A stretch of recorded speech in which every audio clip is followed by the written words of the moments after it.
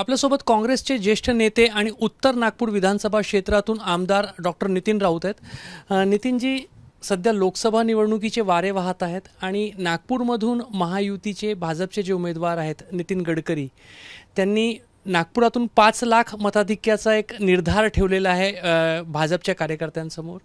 आणि उत्तर नागपूर विधानसभा क्षेत्र जिथून तुम्ही आमदार आहेत तिथून किमान 30 ते 40 हजारांची एक लीड आम्ही यंदा घेऊ असा एक त्यांचा मानस आहे, त्यांचा प्रयत्न आहे।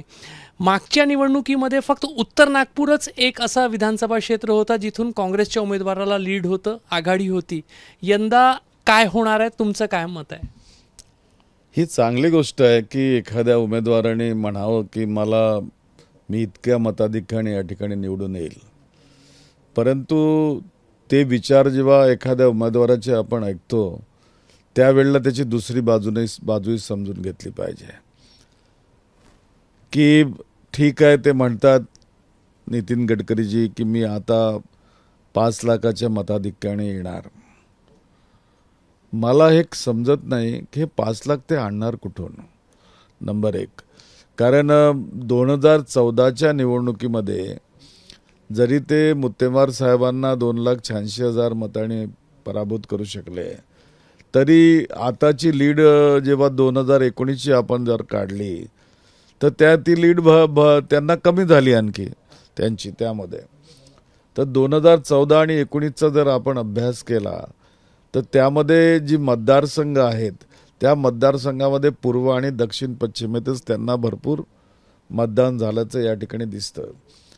तुम्ही 2019च्या विधानसभेच्या निवडणुकांचं जर आकलन केलं तर उत्तर नागपूर, पश्चिम नागपूर ह्या दोन्ही काँग्रेसने जिंकलेले आहेत आणि 2014मध्ये एकही मतदारसंघ नव्हता काँग्रेसकडे, म्हणजे 2 मतदारसंघ काँग्रेसकडे आलीत।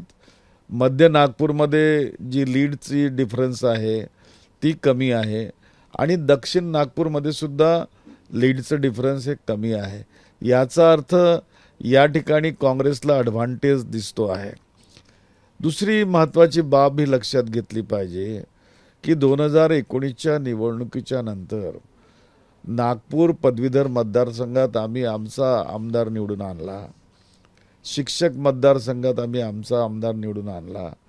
ॲडव्हान्टेज काँग्रेसला मिळालेला आहे। अशा परिस्थितीत जर 5 लाख मतांचा जर दावा केला जात असेल तर मला तरी वाटतं की हे दिव्य स्वप्न या ठिकाणी ठरणार आहे, असं होणार नाही। आणि उत्तर नागपूरची आपण जर चर्चा करत असाल तर 2014मध्ये उत्तर नागपूरने त्याला मुत्तेमवारांना लीड दिलेली होती आणि 2019मध्येही पटोलेंना उत्तर नागपूरने लीड दिलेली आहे। आणि आमचं लक्ष उलट, कारण 1998 आणि 99ची जर निवडणूक काढली आम्ही तर त्या निवडणुकीमध्ये लोकसभेत आम्ही 55,000ची लीड मुत्तेमवारांना दिलेली होती। यावेळेला आमचं लक्ष आहे की ती लीड आम्ही 50 ते 60,000वर घेऊन जाऊ। त्यामुळे उत्तर नागपुरातनं त्यांना लीड मिळण्याचा प्रश्न नाही आहे। कारण 30 ते 40 हजाराचा दावा त्यांच्या लीडचा करताय, तुमचा दावा आहे की काँग्रेसला इथून 50,000ची लीड राहील? त्यांचा दावा हा कोणत्या भरोशावर आहे, कोणत्या कार्यक्रमावर आहे मला कळत नाही।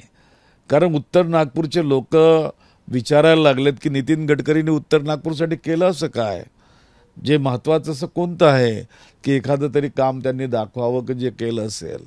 मेट्रो जर ते म्हणत असतील तर मेट्रो हे होणारच होती आणि मेट्रोचा डबल डेकरचा जो ब्रिज आहे तो ब्रिज त्याचा लँडिंगचाच पत्ता नाही, अजून तो तयार आहे परंतु लँडिंगचा पत्ता नसल्याने तो सुरू होत नाही। आणि त्यांनी जी धर्मामध्ये या ठिकाणी भांडणं लावण्याची प्रयत्न केली, कारण शादीखाना जेव्हा मी मंजूर केला त्यांचं पत्र त्यांनी दिलेलं आहे, खाण्याचं काम थांबवलं। आता त्यांनी ईदगाहचं काम थांबवलेलं आहे, इस्लामिक कल्चरल सेंटरमध्ये काम थांबवलं। डॉक्टर बाबासाहेब आंबेडकर हॉस्पिटल याचा प्रस्ताव आमच्या कॅबिनेटमध्ये मंजूर झाला असतानाही त्याचं काम या ठिकाणी सुरू झालेलं नाही। तर हे जे आहेत कामं की जे व्हायला पाहिजेत उत्तर नागपूरच्या विकासाला ते अजूनही होत नाही। दक्षिण पश्चिमेतला विकास करणं किंवा दक्षिणेच्या काही भागाचा विकास करणं किंवा पश्चिमेच्या काही भागाचा विकास करणं म्हणजे विकास नव्हे. विकास हा सर्वसमावेशक असला पाहिजे आणि सर्वांगीण असला पाहिजे. असा कोणताही विकास या ठिकाणी मला तरी दिसत नाही. यापेक्षा उलट त्यांनी मी नाग नदीमध्ये नाव चालवणार असं म्हटलं. प्रत्यक्षात ती नाव जेव्हा महापूर आला तेव्हा चालली. त्यावरून तुम्ही लक्षात घ्या की नागपूरचं आता फॅब्रिक त्यांना वाटतं तितकं सोपी नाही आहे. आणि ही लढाई विचारांची लढाई आहे. उत्तर नागपूर हे डॉक्टर बाबासाहेब आंबेडकरांच्या चळवळीचं केंद्र आहे, बालेकिल्ला आहे. त्यामुळं उत्तर नागपुरातनं त्यांना लीड मिळण्याचा प्रश्न येत नाही.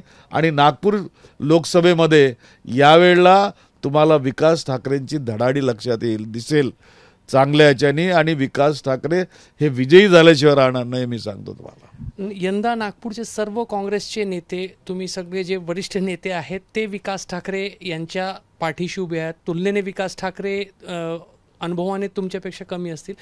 खरोखर काँग्रेस मनाने सुद्धा एक दिल आहे का, एक मनाने ही निवडणूक लढवत आहे का? कारण कार्यकर्ते असतील किंवा जे राजकीय विश्लेषक आहे, निरीक्षक आहे, सगळ्यांना असं वाटतं की काँग्रेसची गेल्या अनेक दशकांमधली जी काही एक वादाची परंपरा आहे ती यंदाच्या निवडणुकीमध्येही कुठं तरी दिसून येईल. 2024ची ही निवडणूक ही वादाची निवडणूक आहे. ती आहे भारतीय जनता पक्षाच्या विरुद्ध.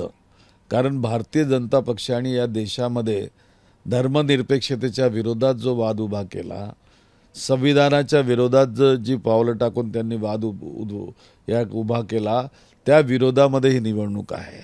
ही आमच्या अंतर्गत वादाची निवडणूक नाही. आणि आमच्यात कोणताही वाद नाही. आता विकास ठाकरे गेल्या 10 वर्षापासून या ठिकाणी जिल्हा काँग्रेसचे अध्यक्ष आहेत, महापौर राहिले आहेत, या ठिकाणी आमदार आहेत, बहुजन समाजाचे आहेत.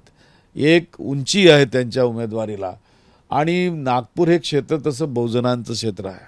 बहुजन म्हटलं तर त्याच्यात दलित आलेत, त्याच्यात अल्पसंख्याक आलेत, त्याच्यात ओबीसी आलेत, त्यामध्ये हलवा समाज आला, हे बहुजन झालेत. तर हे बहुजन या ठिकाणी बहुसंख्याक असल्या कारणानं त्यांची उमेदवारी ही यावेळेला अत्यंत महत्त्वपूर्ण आहे, चॅलेंजिंग आहे. आणि मला तरी वाटतं की ही निवडणूक काँग्रेस पक्ष फार जोमाने लढते आहे आणि ते जिंकल्याशिवाय राहणार नाही. असं म्हटलं जातं की विकास ठाकरे यांना उमेदवारी देताना म्हणजे काँग्रेसमधून कोणीही उमेदवार तयार होत नव्हता, म्हणून वरिष्ठ नेत्यांनी तुम्ही सगळ्यांनी मिळून त्यांना तयार केलं आणि मग उमेदवारी देऊन उभं करण्यात आलं, असं कार्यकर्ते म्हणतात. नाही, त्या ठिकाणी जेव्हा आमचा सर्वे झाला त्या सर्वेमध्ये 2 नावं समोर आलीत. एक नाव अभिजित वंजारी आणि एक नाव विकास ठाकरे. त्यामधून एक आम्हाला त्या ठिकाणी द्यायचा होता. आणि देत असताना मी धन्यवाद देऊ इच्छेन काँग्रेसच्या वरिष्ठांना की त्यांनी मला, विलासभाऊ मुत्तेमार आणि डॉक्टर सतीश चतुर्वेदी या तिघांनाही सांगितलं की तुम्ही या दोघांपैकी ज्याला ठरवाल तो उमेदवार आम्ही मान्य करू. आणि आम्ही तिघांनी बसून यावर चर्चा केली. त्या चर्चेमध्ये अभिजित वंजारीसुद्धा स्वतः होते. आणि नागपूर लोकसभा मतदारसंघातील 6च्या 6 मतदारसंघाचे काँग्रेस पक्षाचे 2019च्या विधानसभेचे उमेदवार उपस्थित होते.